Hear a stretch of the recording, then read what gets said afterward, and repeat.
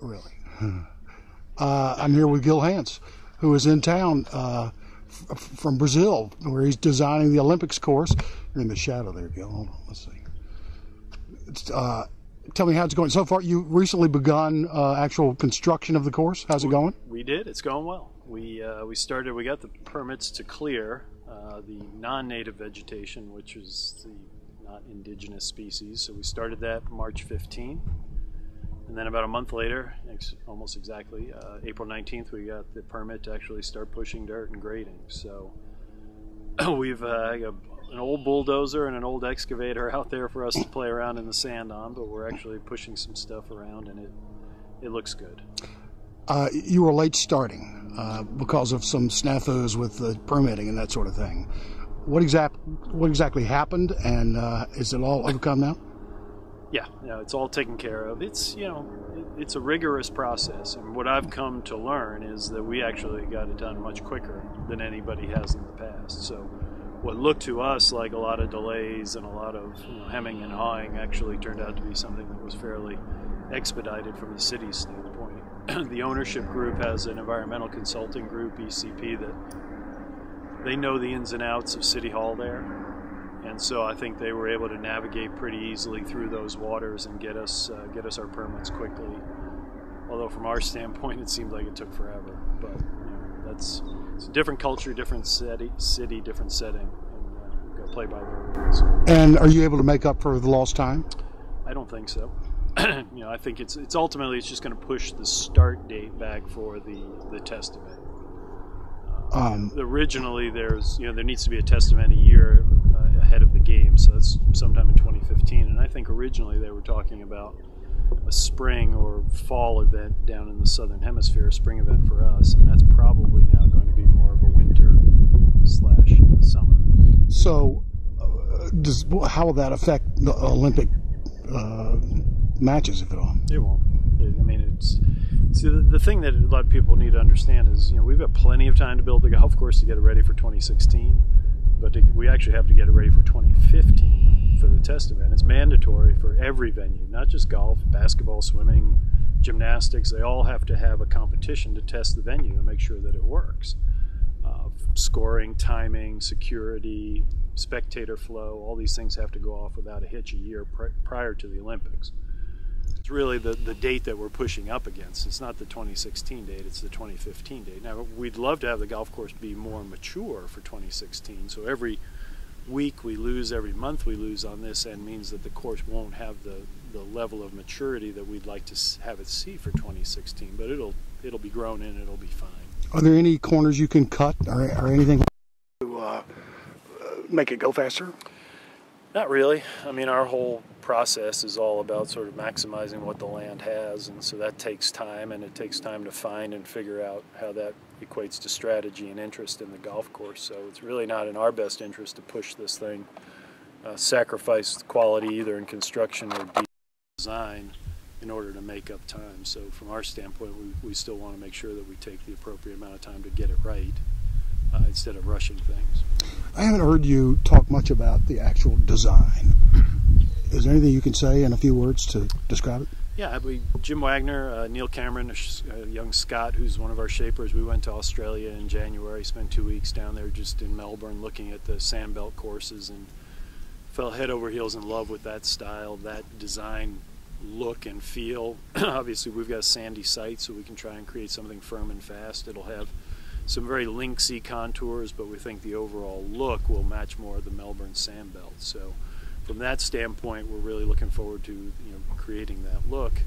From a design standpoint, it's going to be wide. We like wide golf courses. We think that angles should be relevant to the game of golf, and to help make angles in the fairway relevant, we're going to make big greens. The greens are going to be enormous, so we'll be able to move pins, move them way left, way right, way deep, way up. Try and get these golfers to think about the positioning in the fairway in order to attack some of these pins.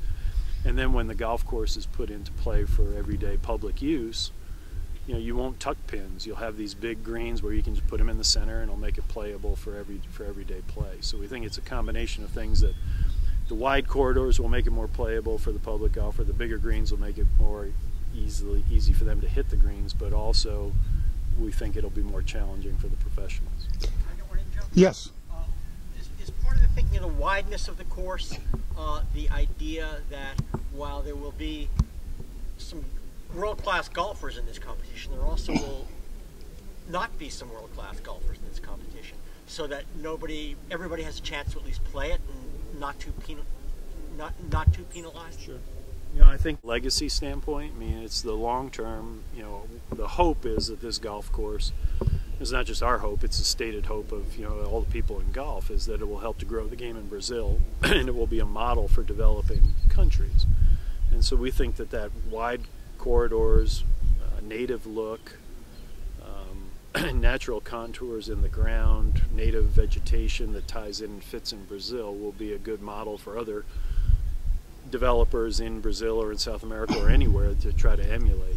But I also think that you know, wide corridors will translate to a fun golf experience. And you know, we've talked an awful lot about trying to grow the game, and if it's not fun, people aren't going to take it up. So I think that the wide playing corridors will help people enjoy it. You were up against some household names in the design. What is it about your design that you think sold them? Well, I think part of it was the commitment that we give to all of our projects. You know, a lot of hands-on involvement, being down there for the construction, being involved in the shaping. You know, was something that I don't know any of the other architects were able to offer. And I think that they liked the concept of wide.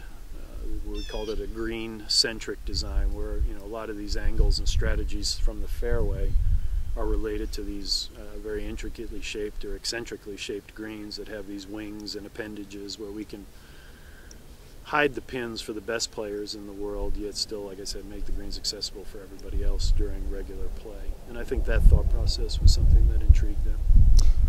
Any considerations, because there are going to be so many golfers from so many different countries and cultures, any considerations in that regard?